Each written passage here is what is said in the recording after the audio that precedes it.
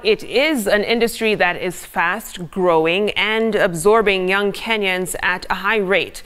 But it is also facing a myriad of challenges ranging from infiltration by criminal gangs to lawlessness on the roads. And as Enock Sikolia reports, the motorcycle or boda-boda taxi sector is now being viewed as a two-faced economy driver that is spinning crime. They are now everywhere. They are a necessary nuisance. At practically any time of the day, on every corner of major towns, a boda-boda rider will appear within minutes. Indeed, boda-bodas have remained a lifeline for millions of Kenyans. Nairobi is one of the cities in the world that experiences heavy traffic jams. But with the emergence of boda-boda operators, it is now easy for city dwellers to beat traffic snarl-ups. Now, let me show you how it happens. Safety first, helmet on, then a reflector jacket. This must be done before a ride begins. Off we go. We take Uhuru Highway, now experiencing heavy traffic. But my rider is so flexible in this snail-paced traffic jam along the busy highway.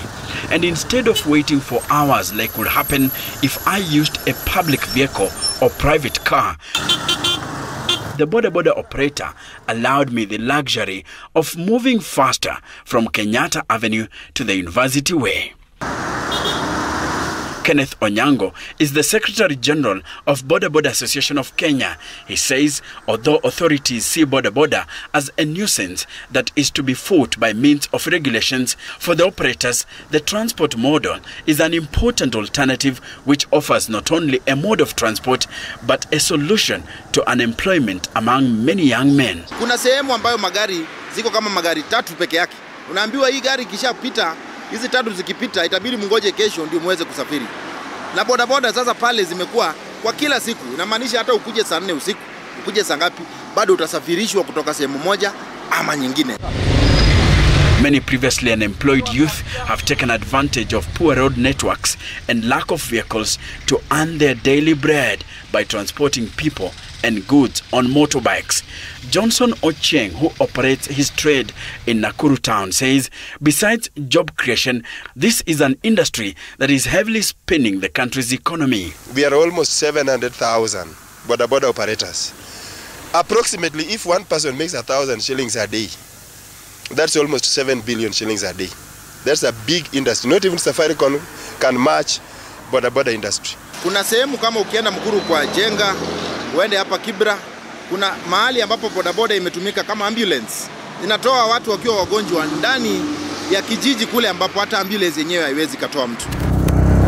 Indeed, December last year, we highlighted the story of Newton Owino, a university graduate who is operating boda-boda business in Nakuru after failing to get a formal job. Naona ni miaka miwili sasa nimekaa nje, sijakuwa absorbed kwa job market. Na wengine wengi ambao najua ambao wako tu nje kama mimi wajajiriwa kazi. And the lure of the big number of organized young men with motorcycles has also attracted politicians during campaigns to hype their events. A number of boda-boda operators wear promotional reflector jackets on which are written the names of politicians. It is also common for political motorcades to be accompanied by boda-boda outriders wearing t-shirts with political messages. Experts see this as a sector that is evolving into a potent force that could spin out of control if left unchecked.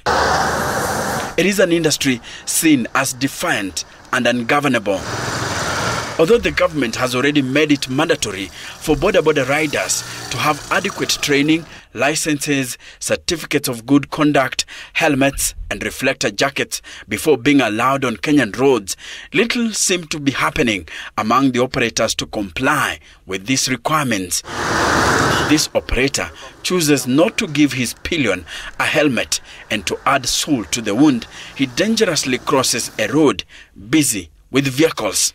Helmet and reflector jackets for pillions are also a must for their own safety. In low visibility, reflective jackets could make the difference between life and death, yet this conspicuous fact does not seem to register to some.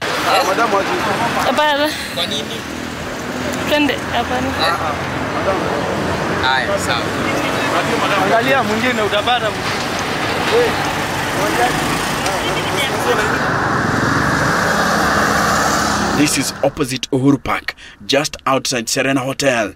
No motorist or bike is supposed to cross here. They are supposed to go down Kenyatta Road to the roundabout, just a few meters, and then change ways. They ignore this, and many drive on the wrong side of the road with arrogance. Wrong side ni zile unasemaga you want to save time. Yani unajua time is money. And always tuna rush. The tragedy is that in their haste, boda-boda passengers seem completely unaware of the risks they expose themselves to. What is worrying is that attempts to end the lawlessness have not been successful. Gangs on motorbikes has now become a common element of accounts on crime incidents in Nairobi and other towns, with businesses such as fuel stations and retail shops targeted. Gangsters riding on motorbikes are now a concern.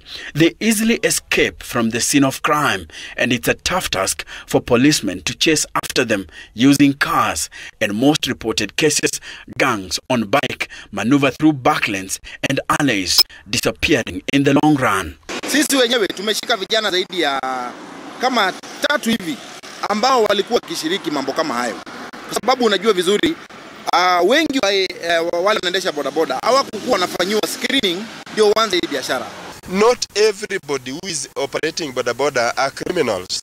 Just few elements, which we believe if the government puts better strategy, this thing can be managed. Kenneth Onyango tells us the measures they have put in place to change things. Kwa sasa waendeshaji wa bodaboda ambao ni wanachama wetu wote tumehakikisha kwamba sasa tunawapatia zile ID cards ambayo inaonyesha wazi yeye anatoka katika hili shirika ama anatoka kwa hii sako hii ama hii.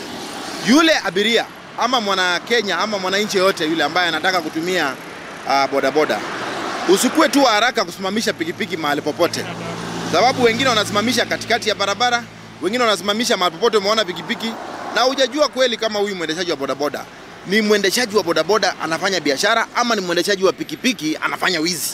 With groupings of young men organized through informal associations, complete with a chain of command for easy mobilization, this industry appeared to thrive on lawlessness despite attempts to tame them. Enock Sikolia, Citizen TV, Nairobi.